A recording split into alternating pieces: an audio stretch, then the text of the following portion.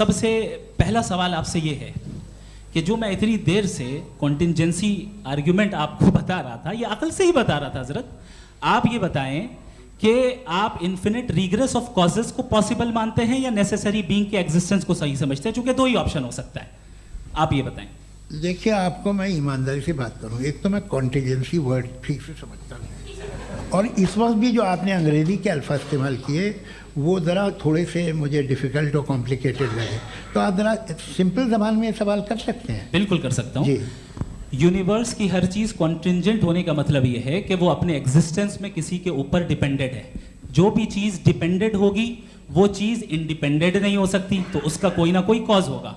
तो अब आप क्या समझते हैं कि ये इन्फिनिट रिग्रेस है, यानी कॉज पर कॉज, कॉज पर कॉज, कॉज पर कॉज, और कभी कोई यानी ये एंडलेसली चलता रहा? क्योंकि अगर ऐसा होगा तो हम तो एग्जिस्टेंस में आते ही नहीं। लॉजिकली ये मुत्तफक अलैह चीज़ है, मुत्तफक अलैह अग्रीड अपॉन।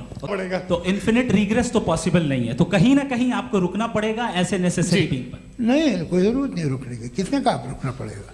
आप रुकते हैं खुदा पे, आप नहीं रुकते। आप कहते हैं वो हमेशा से, जब उस वक्त से है जब वक्त नहीं था।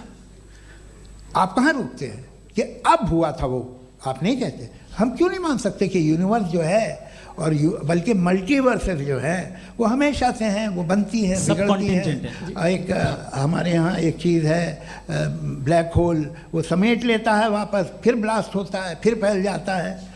और इसमें हमारी तो खैर कोई औकात ही नहीं है इंसान की।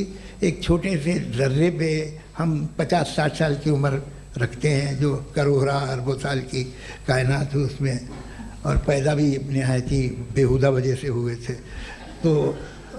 तो इसमें ये सोचना कि इसकी वजूहात और ये क्यों है, ये डिपेंडेंट है, ये हम देख रहे हैं।